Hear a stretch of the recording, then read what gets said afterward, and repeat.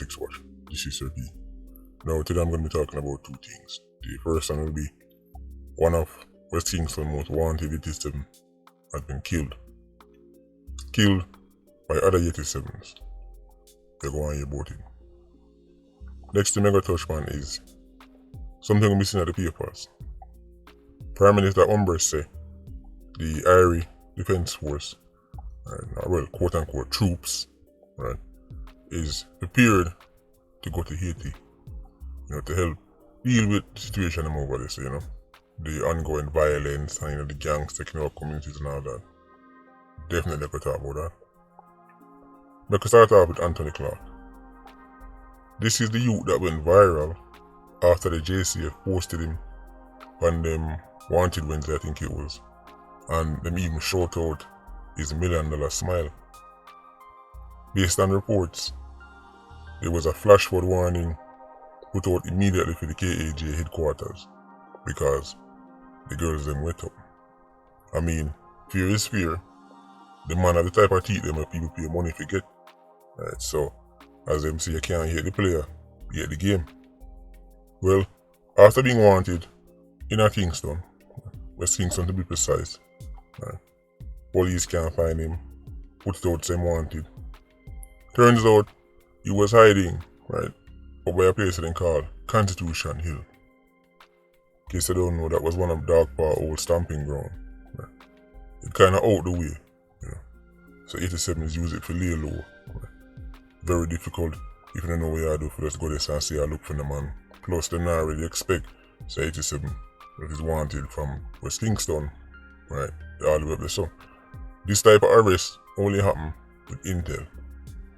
Somebody if you see him, call and say he might hide up there. So, right. Turns out him end up get caught up in another feud.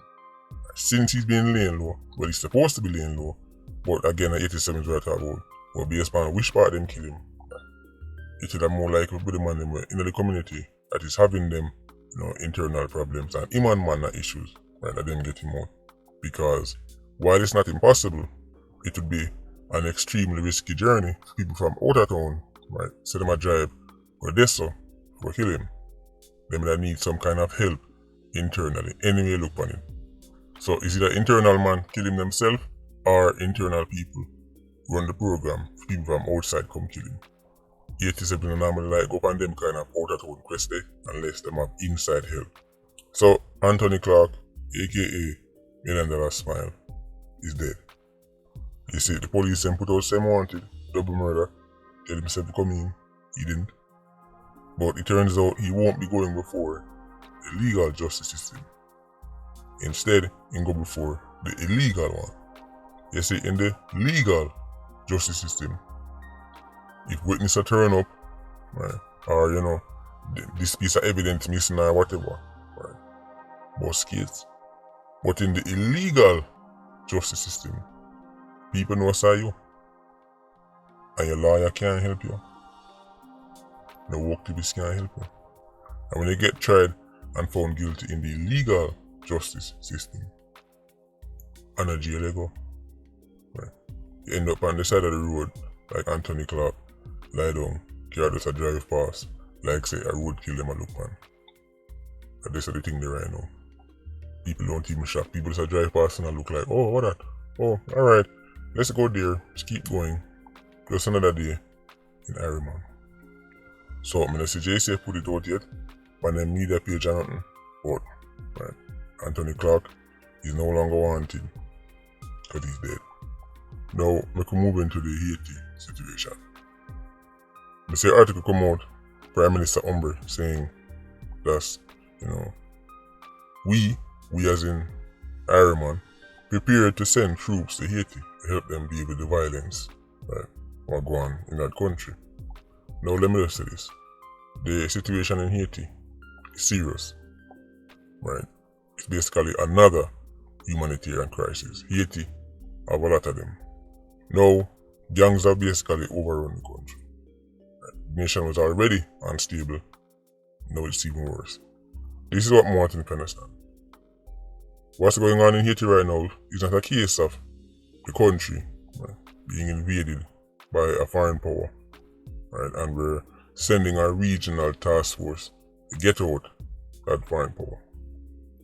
In other words, it's not like country X invade Haiti, right? So them are conquer it, right? And then we say as a region, we're going to send a task force to help stop country X. That's not what's happening here. Because if that was the case, well then, now we have to look on it from the angle of, should we stand by and watch a neighboring island, watch a country that is essentially our brother and sister country, right, get overrun by a foreign power? These are different questions to ask. That's not the questions we are asked now. This is a case of local 87s, right, local gangs, taking advantage of the opportunity that presented itself when the country, right, got even shakier, right, after the president losing his life. Right. The country was already, the knees them were already wobbling, right? But when the president got assassinated, things got extra spooky. And the fact that after the president got assassinated, right, then you start to certain things fall in line and certain events start to occur. Say there's a bigger game at play right so. A game that it is probably not in Jamaica's best interest to get caught up in. Especially when you don't fully understand who is playing said game. Let me study this. The gangs them are running rampant in Haiti right now. Them still have supporters. Like all gangs. They have supporters, they have kerosene, they have all kind of people. They don't wear uniforms, and there is no clear sign saying that is a quote-unquote enemy. That made the rules of engagement extremely spooky. Ask Uncle Sam, the Brits, the French, the Russians, etc. Right. What normally happens when a conventional army tries to fight a local insurgency on their home turf? At this point, the gangs in Haiti are basically operating like insurgents. I'll help you out. It usually don't end well. I might talk about some of the biggest and best equipped militaries in the world. Ironman sending troops to help squash violence abroad. I mean, I'm sure the irony hasn't missed most of them. I mean, the Jamaican authorities haven't figured out how they're going to squash violence abroad. So I really like to know how they're going to help do it abroad. So I have a number of questions. Let's have a look at YouTube. Number of questions. First one come to mind. The Haitian people want this. The Haitian people actually want foreigners, which is essentially what a Jamaican would be, to intervene.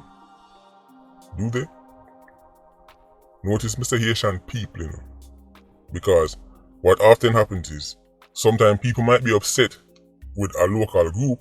They might not like the local group, but they rather the local group than the foreign group.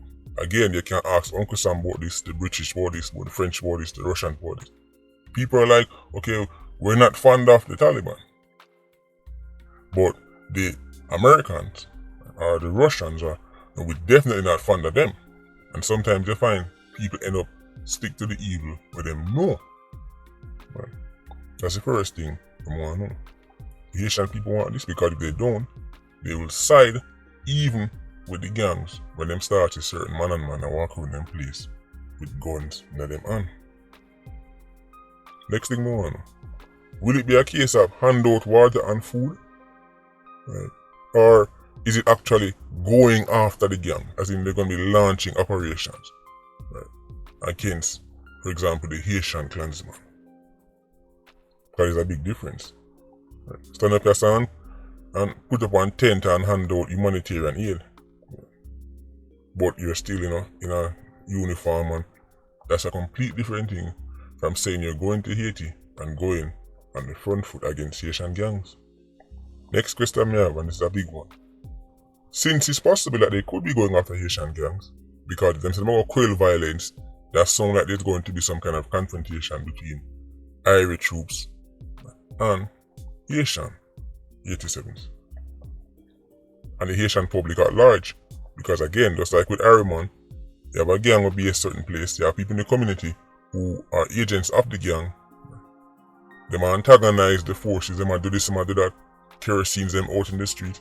Right, so now, if the JDF is going to be facing that, now we have to ask the question, what happens if and when a JDF soldier kills a Haitian?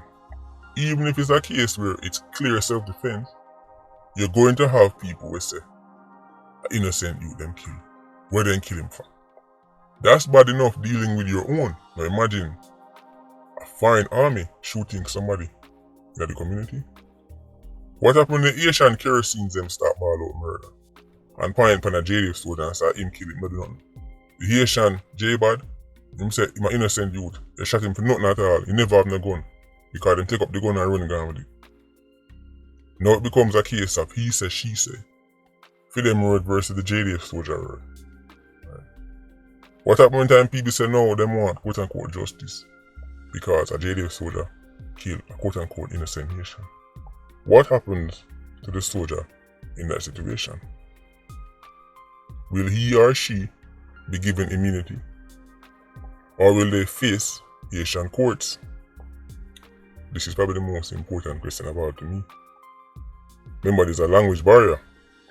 It will take one misunderstanding for things get spooky. Will JDF soldiers, JDF troops, Irish troops be given immunity? If something happens, they're going to just go up on a plane and go on an Ironman. Right? Or is a case where if something happens, you're going to have to face the Haitian courts. If that is a possibility, then not even a single boat, right, must land in Port-au-Prince, in my opinion. If there's any possibility of Jamaican troops going before the Haitian justice system, right, I better them to go. Because, again, I'm not talking about a situation where JDF soldiers go there and go look for people for shot. That is ridiculous. There'll be no reason for that. I'm talking about a legitimate case of self-defense, a legitimate case, right, justified shooting. But we are talking about gangs and we are talking about Haitian badness. Them have kerosene too. Them have civilians who go start lie at hell. It becomes he say versus she say. What happens to the JDF soldier in that case? In Ironman, they come get involved and then they come check the weapon, them and ballistics. And what happens when the Haitian police force or whatever body come and say, you Mr. Jamaican soldier, right, hand over your weapon and go in the back of that police jeep? What happens then? Does the JDF stop the Haitian police from arresting a JDF soldier, knowing it's very likely them not see him again? Or will it be, sorry, go on with him and then make, the Ministry of Foreign Affairs sort it out? Sort it out? Sort it out in our country that has basically crumbled? I hope people think this through, I hope they think this through. I mean, I'm just like a YouTuber, but I'm just saying, I hope they really put some thought into this and know exactly what could be getting Jamaican citizens, Jamaican troops into. Remember, Haiti's legal systems have basically collapsed. The last thing we want is one of our boys or girls lingering in a Haitian jail, don't even know a word of French. I talk about El Jefe and El Patron and don't even know say and a French them at all. Next question, yeah. It's clear that even the UN, right, can't fix the situation right now. United Nations, with all the resources, struggle to deal with Haiti. What is Ironman going to do differently? Do we have a special crime plan for Haiti? And if we do, right, who come up with that plan? Because we don't want to know why that person don't have a plan for Ironman, but have a plan for Haiti. So what are we going to do different from what the UN and all these bodies and all these big countries don't already attempt? Next question, Mia. What happens if the Irish Defense Force is deployed and then gets bogged down, right, in a Haiti? Them go there, say them are going to help, slow down crime. Haitian 87 say, alright, you want a problem? We could give you some problem. Now they're in an all-out conflict. Will we continuously resupply troops and supplies? Right, remember, by this point, we'll be taking losses. Or will we pack up and leave? And that's the question again. If the JDF gets bogged down in Haiti, Haitian man them say, alright, bring it. All out war. You want to turn up on my home turf, but you stop crime, we can show you war. So now things get hot. Will we continuously resupply troops and supplies, or will we pack up and leave? But don't want any things say I'm saying the JDF is not capable, because the JDF is capable.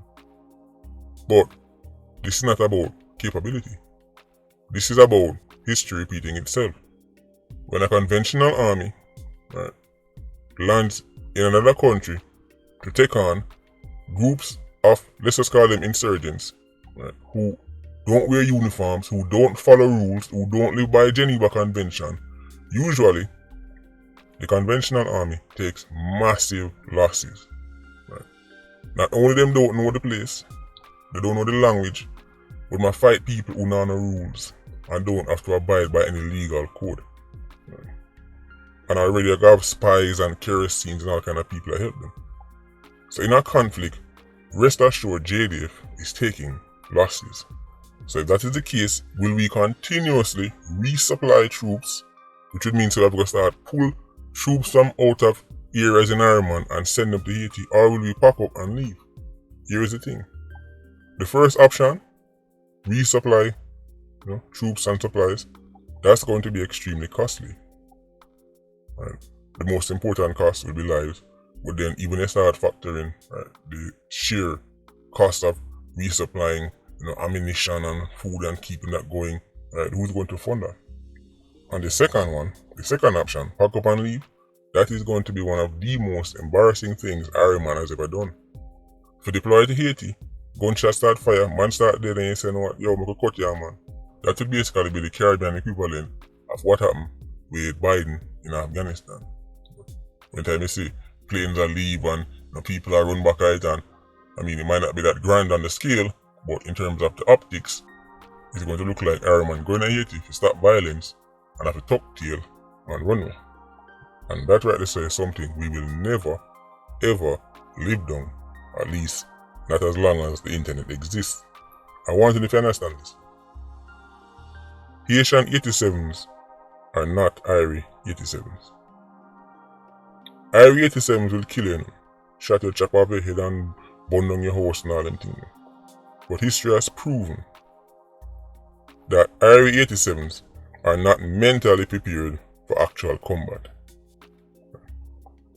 Yes, them can kill, but they're essentially bullies. The moment them feel like they meet their match, or the tide turn against them, they transform into victims. You start to see them on your TV and radio, on your Instagram or ball. Right.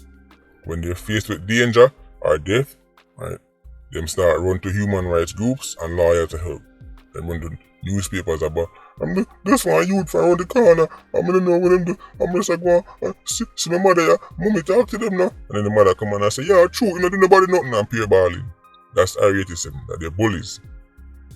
When they have the gun, when they have the edge man, you're the wickedest thing alive. But if the tide turn upon them, if you have one gun too, then like most bullies, them turn to babies. Open and realize that when it comes down to Haitian 87s, history has proven they are the exact opposite. Haitian 87s relish a challenge. This is why I say some of the group them will go 80, so them are going to try curb violence and have failed. But I really like to know what we are going to do differently. The Tivoli incursion proved that Irie 87s are not built for combat. That was the largest assembly of 87s and weapons ever in Ironman history, and they could barely hang for a couple days. Barely. Haitian 87s are battle ready. They regularly take on their own country military, right, and foreign country militaries, and have sustained conflict with them. Sustained. And you have to understand this, even though Haiti is seen as a country that is all over the place and very shaky, the Haitian military is very experienced, and they know the place, they know the language, they know the 87 them, right, and it's difficult for them. Haiti is not a joke. I'm saying this because oftentimes politicians and scholars and experts and these people who don't know the difference between a gunshot and a clappers often make decisions because it feels good and sound good without thinking it through. Open and realize Haiti is no joke. And of course you should realize by now I'm no pacifist. I can think of many scenarios where JDF, JCF, Jamaicans in general should, right, prepare themselves for a fight. But this one right here, so I'm not convinced. Anyway, Patreon squad, you open yourself. Yeah, you don't know more life. Vulture squad, stay circling. Bless.